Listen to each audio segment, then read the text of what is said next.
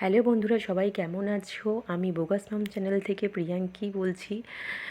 তোমাদের সবাইকে জানাই সরস্বতী পুজোর শুভেচ্ছা। তোমাদের জন্য নিয়ে এসেছি একটা নতুন ভিডিও, দেখে বলো কেমন লাগলো। ছেলের জন্য এই পাঞ্জাবিটা কিনেছি সরস্বতী পুজোর জন্য পরবে বলে। দেখো, পরিয়েও দিয়েছি সকালবেলা। কেমন লাগছে বলো আমার ছেলেকে। আর ছবি তো তুলবে না বলে ছোটাছুটি করছিল, তবুও আমি জোর করে কয়েকটা ছবি দাঁড় করিয়ে তুলে নিলাম। কারণ এগুলো তো স্মৃতি, তাই না? এই দিন হয়তো আর ফিরে পাবো না। ও হয়তো ওর পছন্দ মতন কোনো জিনিস পরে কিনবে, আমরা তো আর আমাদের পছন্দের মতন দিতে পারবো না। এরপরও চলে গেল পিসির বাড়ি একটু পুজো দেখতে।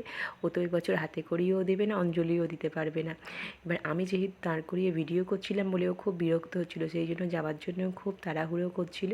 এবার দেখো আস্তে আস্তে আমাকে বলবে টাটা, হ্যাঁ তাড়াতাড়ি আমি চলে যাচ্ছি, মানে এইভাবে ও আর থাকতে চাইছে না, ভিডিও করতে চাইছে না। এবার ওখানে গিয়ে ওর পিসেমশাই এই ছবিগুলো পাঠালো যে ও কপি খেতে গিয়ে এইরকম লাঠি নিয়ে কপির পাতা পাতা পেটাচ্ছিল, মানে একটু দুষ্টুমি করছিল আর কি।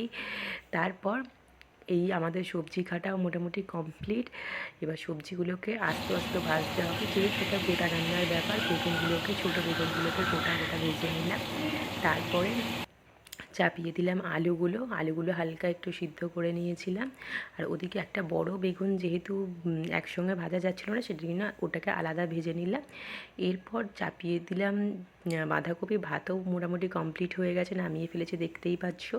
আর ফুলকপিতে যেহেতু পোকা থাকার সম্ভাবনা থাকে, তাই একটু নুন হলুদ জলে ভাপিয়ে নিয়েছিলাম। আর বাঁধাকপি থেকে অলরেডি জল বেরিয়েও গিয়েছে, ফুলকপিও সিদ্ধ হয়ে গিয়েছে। আর এই দেখো বন্ধুরা, এই নতুন ওভেনটা নেওয়া হয়েছে শুধুমাত্র ছোটোখাটো অনুষ্ঠান হওয়ার জন্য বাড়িতে। আর এই গোটা রান্নার সময় খুব অসুবিধা হয় বলে সেই জন্য এই ওভেনটা নেওয়া হয়েছে।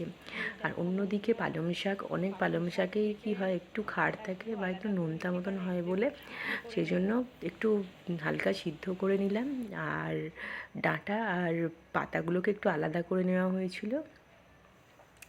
এবার ডাঁটা আর পাতাগুলোকে হালকা একটু ভাপিয়ে নেওয়া হলো, নিয়ে ওর জলটা ঝরিয়ে নিয়ে এবার গোটা রান্নার বড় কড়াইতে ওটা বসিয়ে দেওয়া হলো। এই দেখো, এবার এটা তো কোনো তাড়াহুড়োর রান্না নয়, আস্তে আস্তে ধীর গতিতে হবে, তাই চাপা দিয়ে দিয়ে একটু যাতে তলায় না ধরে যায় একটু নাড়িয়ে চাড়িয়ে দিয়ে রান্নাটা তৈরি করা হলো।